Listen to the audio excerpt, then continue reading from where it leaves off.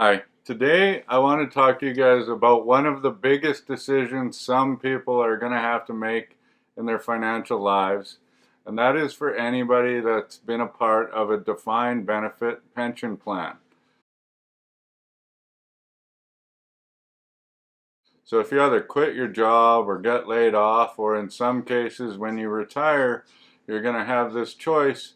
You have to decide whether or not to keep your pension into the plan or to take it out and invest the money yourself and try and produce a retirement income for yourself.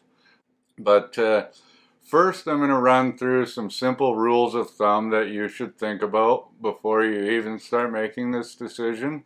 And then you have to ask yourself some pretty serious questions about yourself and your own pension plan in particular before we even get into the math.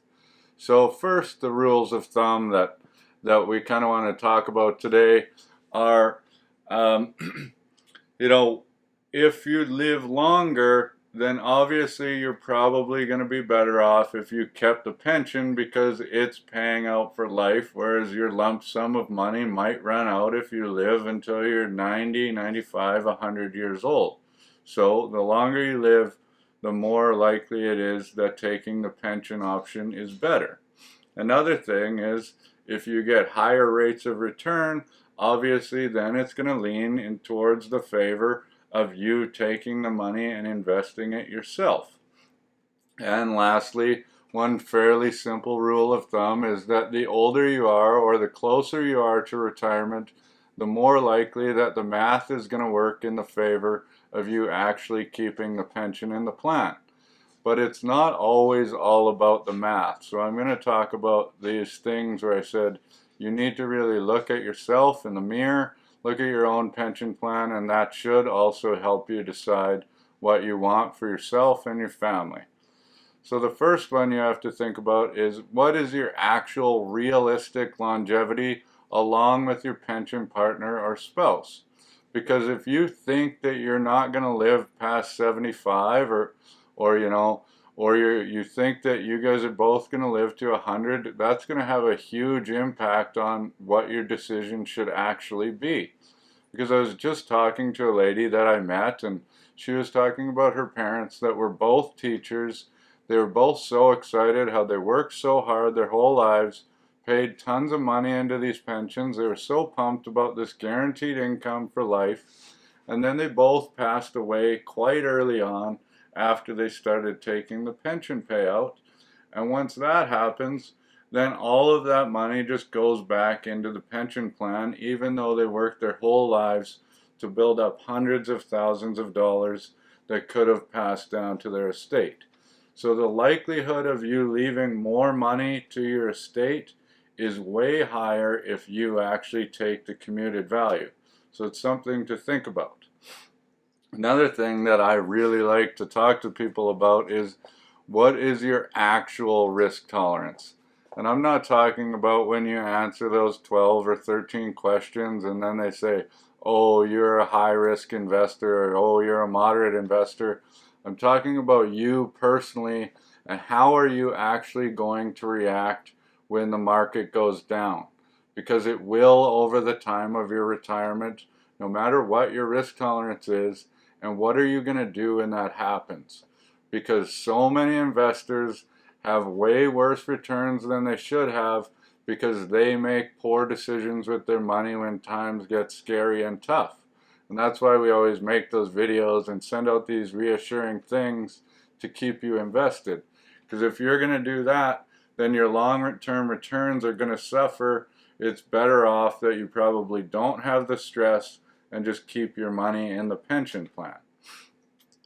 Now, another thing to really look at is what is the probability that your company that offered that pension plan is going to stay solvent? So if you work for the government or something like that, then you're probably pretty safe.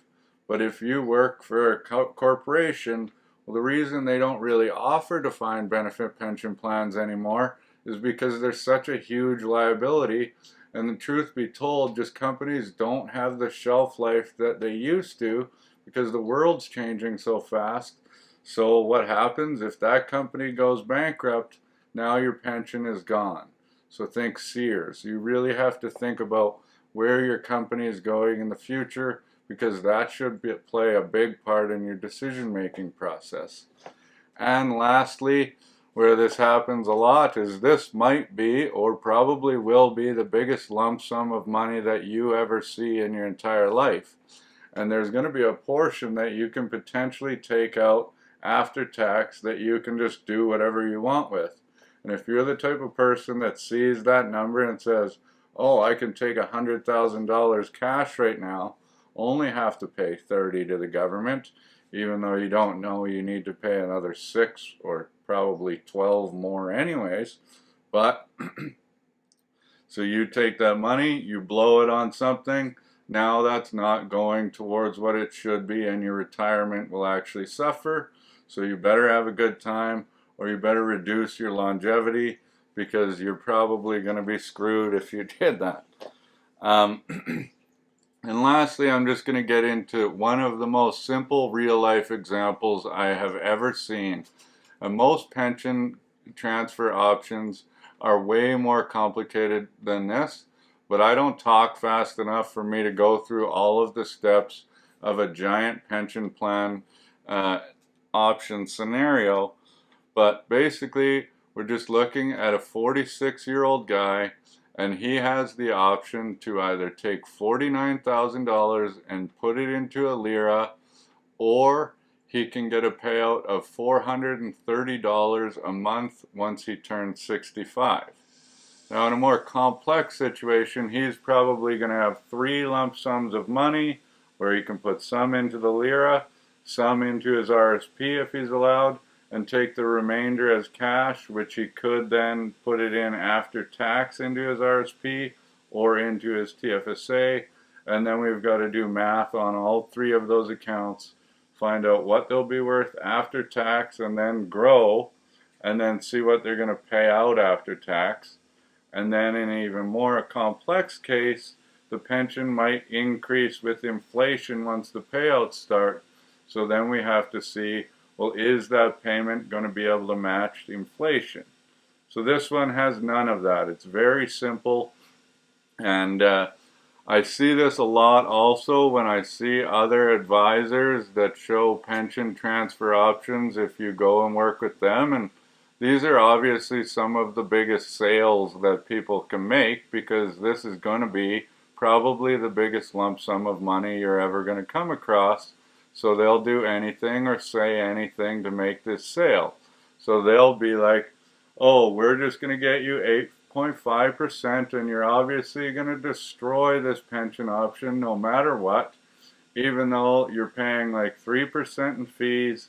And if you look at the historical returns, they've never even got close to 8.5% for any good stretch of time in the entire history of that fund. So please don't listen to that. I like to show like potentially terrible case scenarios where you're getting like well below average returns over the long term, to see how you'll fare in like a bad case scenario where we're not expecting much. So for this guy, I showed him 3 and 4%. So first we have to see how much his $49,000 is going to grow to until he turns the age of 65, and then how much that could pay out for potential age brackets. So I go 85 years old, 90 years old, and 95 years old, and we'll just see what the results are. So if he gets 3% on his $49,000, he'll have $86,500 at the age of 65. And until the age of 85, he could pull out $480 a month. Until the age of 90, he could pull out $410 a month. So now he's been losing for a little bit. 95, $365 a month. And if he pulled out that exact same $430 amount, he would run out of money somewhere in his 88th year. Now at 4%, his $49,000 would turn into $104,600 by the age of 65. So if he lived till 85, he could pull out $579 a month. 90, $495 a month. $95, $440 a month. And if he took out that exact same $430 amount, he would run out somewhere in his 96th year. So if he's getting basically anything above 3%, he's probably going to be better for the rest of his life by taking the cash payment option. If he thinks he's going to live well below 80 or 85, then he's basically better off taking that. But if he thinks he's going to get a 2% rate of return and he's going to live to 110 years old, well, he should probably take his pension option. Just something for him to think about. And to be honest, this decision is absolutely huge. So don't just make it on a whim and say, oh, yes, this is best for me. Have somebody that actually has your best interest at heart run the actual numbers for you and explain everything to you in full detail before you make this decision. Because it's easy to show that we could win no matter what if you take the pension option. And I mean, you just don't want to work with somebody that's not showing you the potential of this not working out in your favor. So you need to know the pros and cons of both. And thank you very much for watching. If you have any specific pension options, you can feel free to contact me, info@k4financial.ca. And if you haven't, please hit that subscribe button. I'll be super pumped when I get to 1,000. Thank you very much.